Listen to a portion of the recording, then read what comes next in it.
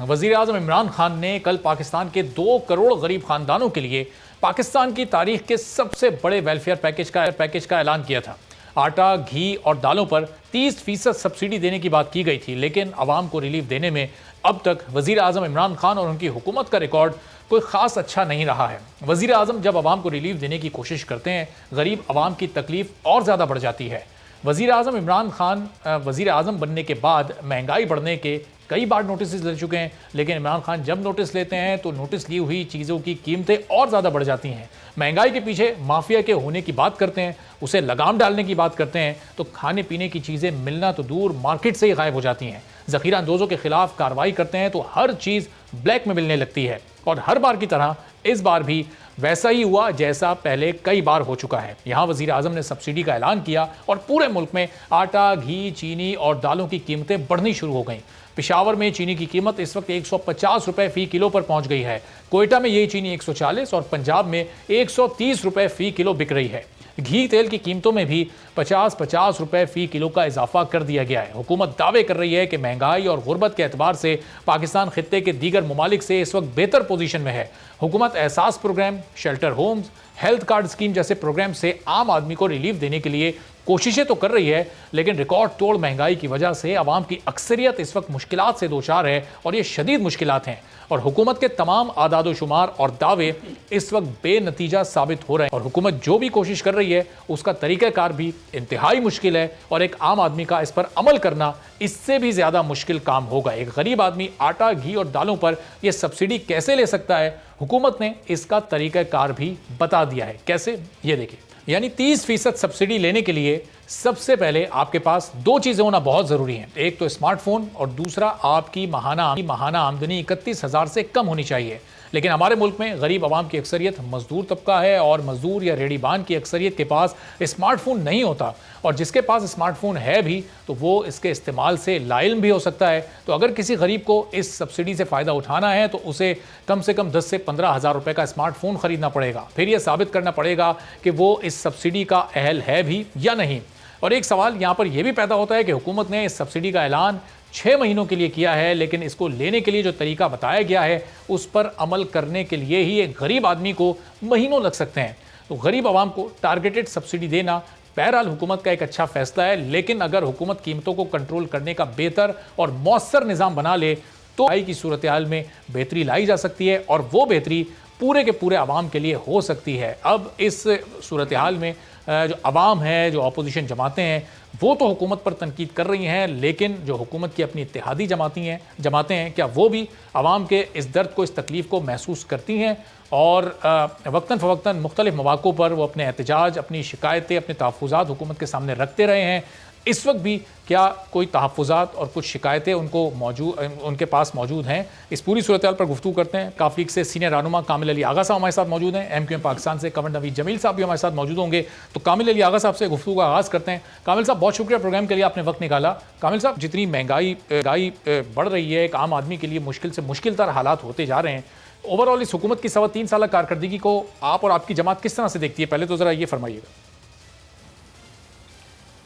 देखें, हमारी जमात वो जमात है जो पिछले 3 साल से तवातर के साथ हुकूमत को इंतबाह कर रही है कि आम आदमी को रिलीफ मिलना चाहिए। उस सिलसिले में आपने देखा होगा कि हमने हमेशा हुकूमत को ये कहा कि जो भी पॉलिसी बने उसके अंदर जो मुआदा था हमारा, वो ये था कि कंसल्टेशन होगी, पॉलिसी मेकिंग में भी हमारी इनपुट शामिल होगी, और डे टू डे इश्यूज़ जो हैं उनके ऊपर भी तवातर के साथ कंसल्टेशन होगी, और जो फैसले होंगे उनके ऊपर अमल दरामद कराना हुकूमत पे फ़र्ज़ होगा। लेकिन एक मैं समझता हूँ कि एक अलमिया रहा इस हुकूमत का कि कंसल्टेशन में तवातर नहीं रहा और तसलसल के साथ मुशावरत ना हो सकी।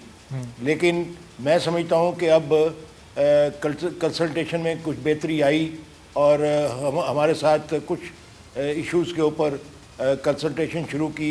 हमने हुकूमत को कहा कि ये बात दुरुस्त है कि महंगाई की जो 2 वजूहात हैं, एक बैनुल-अक़वामी और एक लोकल सतह पर एडमिनिस्ट्रेटिव कंट्रोल का ना होना।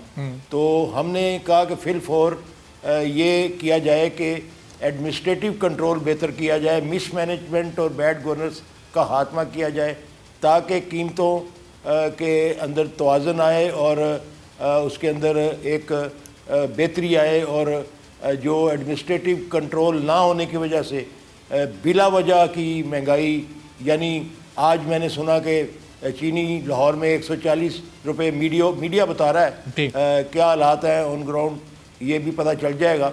लेकिन ये पेशावर और कोयटा में तो मामला जो है वो कराची में 150 रुपए तक भी पहुंच चुकी है, तो ये कीमतें कहाँ जा रही हैं? माजी में इतनी महंगाई शायद इस पाकिस्तान ने और पाकिस्तान के अवाम ने कभी नहीं देखी है। ये मैं अर्ज कर रहा हूँ ना कि ये चीज़ें बेहतर हो सकती हैं, और हम अपने दौर में इसको एडमिनिस्ट्रेटिव कंट्रोल के ज़रिए इसके अंदर बेहतरी लाते रहे हैं और तवाज़ुन लाते रहे हैं, और ये फीजिबल होता है। और उसके लिए चाहिए ये कि इलाकाई तो सतह के ऊपर जो प्राइस कंट्रोल कमेटियाँ बनाई जाएं, वर्कर्स को उसके अंदर शामिल किया जाए, और वर्कर्स के अंदर, पॉलिटिकल वर्कर के अंदर बड़ी जान होती है, वो अपना तन मन धन दाव पे लगा देता है और इसके लिए काम करता है। उसके साथ साथ इलाका मजिस्ट्रेट बहाल किए जाएं, प्राइस कंट्रोल मजिस्ट्रेट जो है वो मुकर्रर किए जाएं, डीसी सिस्टम जो कुछ साल पहले इस मुल्क में राय था उसको दोबारा बहाल किया जाए। साहब, ये जो तमाम तजवीज़ आप इसको दे रहे हैं, ये ज़ाहिर है हुकूमत 3 साल से सिस्टम का हिस्सा है, 3 साल से ज़ायद अरसा अब ये इसको हुकूमत करते हुए हो गए, विफाक में भी, पंजाब में भी और खैबर पख्तूनख्वा में तो 8 साल तजुर्बा हो गया। तो कहाँ पर लैग कर रही है हुकूमत? क्यों अपनी रेट कायम नहीं करवा पा रही? क्यों कीमतों का तयन नहीं हो पाता? होता है तो उस पर अमल दरामद नीचे तक नहीं हो पाता। और फिर जो कंसल्टेशन वाली आपने बात की, कंसल्टेशन प्रोसेस क्यों इससे पहले प्रॉपर नहीं हो सका आपके साथ? कहाँ डिस्टर्बेंस मौजूद थी? ये मैंने अर्ज़ कर दिया कि ये अलमिया रहा है इस हुकूमत का कि मशावरत में इनको दिलचस्पी नहीं रही, जिसका नुकसान अब उठाना पड़ रहा है। बाकी ये बात तो बड़ी आसानी से कही जाती है कि जी हुकूमत छोड़ क्यों नहीं देते, या ज़ाहिर है हुकूमत छोड़ी नहीं जाती, सिस्टम को बर्बाद नहीं किया जाता। यही तो एक वजह थी जिसकी वजह से हम इस पीटीआई के अलाई बने थे।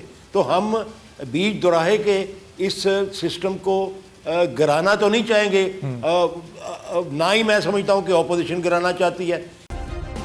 सब्सक्राइब करें और बेल दबाएं ताकि कोई खबर रह न जाए।